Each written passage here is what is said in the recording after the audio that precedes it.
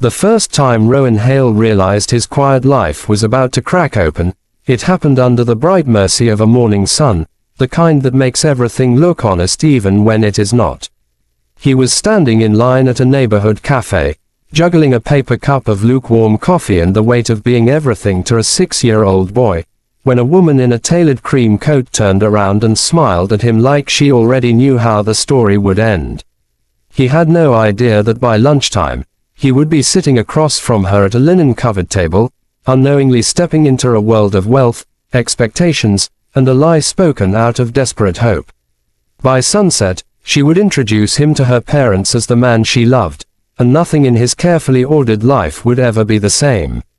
If you believe in kindness, second chances, and unexpected turns that change lives, take a moment right now to like, comment, share, and subscribe to the channel Kindness Journal.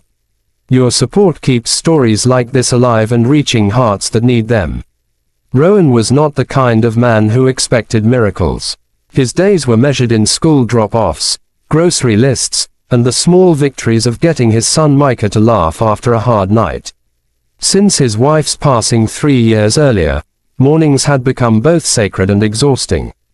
He woke before dawn to pack lunches, braid Micah's unruly hair the best he could, and walk him to school under skies that were usually clear by mid-morning.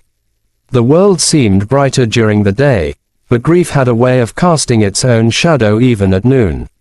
Rowan worked as a freelance illustrator, taking commissions that paid just enough, sketching during daylight hours while Micah was at school, and reminding himself that stability mattered more than dreams. The woman from the cafe was named Alara Whitcomb, though Rowan would not learn that until much later. To him, she was simply the stranger who noticed his tired eyes and asked, with surprising warmth, if he would be willing to join her for lunch to discuss a project. He assumed she was another small business owner looking for design work, and when she insisted on paying, he agreed out of politeness and the unspoken hope of securing a client.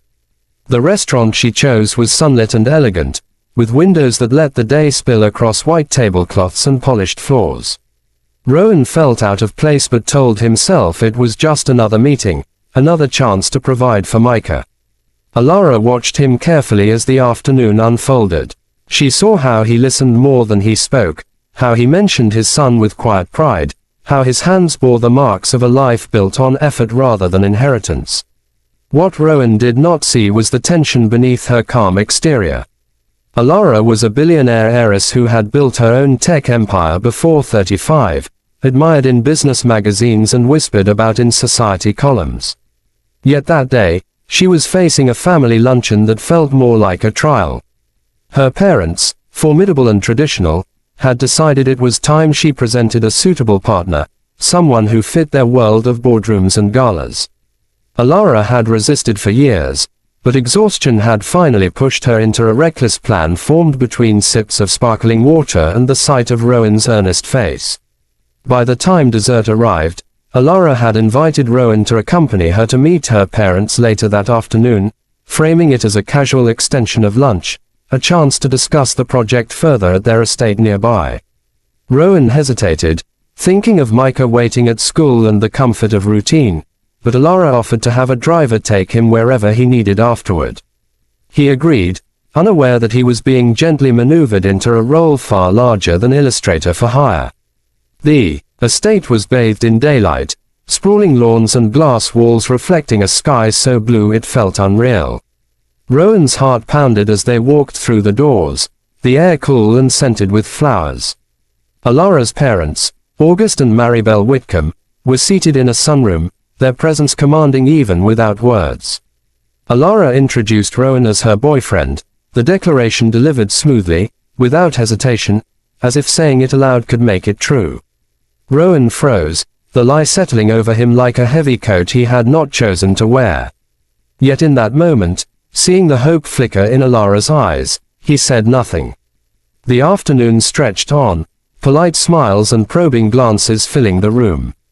August evaluated Rowan with the scrutiny of a man used to measuring worth in numbers, while Maribel observed the tenderness in Rowan's expressions when he spoke of his son. Rowan felt exposed, his modest life laid bare in the bright light of wealth and expectation. He feared being dismissed, not just as a partner but as a person, yet something unexpected happened. Maribel softened. She asked about Micah, about Rowan's work, about the way he balanced love and responsibility. Daylight filtered through the windows, illuminating moments of genuine connection that Rowan had not anticipated. When Rowan finally left, escorted back into the city as the sun dipped but had not yet surrendered to night, his thoughts were tangled. He felt used, yet also strangely seen. Alara apologized in a message later that evening, explaining the pressure, the lie, and her hope that he might forgive her. Rowan did not respond right away. He spent the rest of the day with Micah, building towers from blocks in the living room while sunlight streamed through the windows, grounding him in what mattered. Over the following weeks, Alara reached out again, this time with honesty. She offered to pay him fairly for his work, no strings attached, and asked if he would consider seeing her again, not as a prop but as a person. Rowan wrestled with distrust and curiosity, with the fear of disrupting Micah's life and the pull of a connection he could not deny. Day by day, through coffee meetings in bright cafes and walks in sunlit parks where Micah laughed between them, something real began to grow. The challenges did not disappear.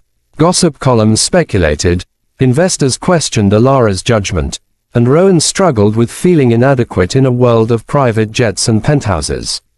Yet Alara showed up in the daylight of his life, attending school events, sitting on the floor to draw with Micah, listening without trying to fix everything.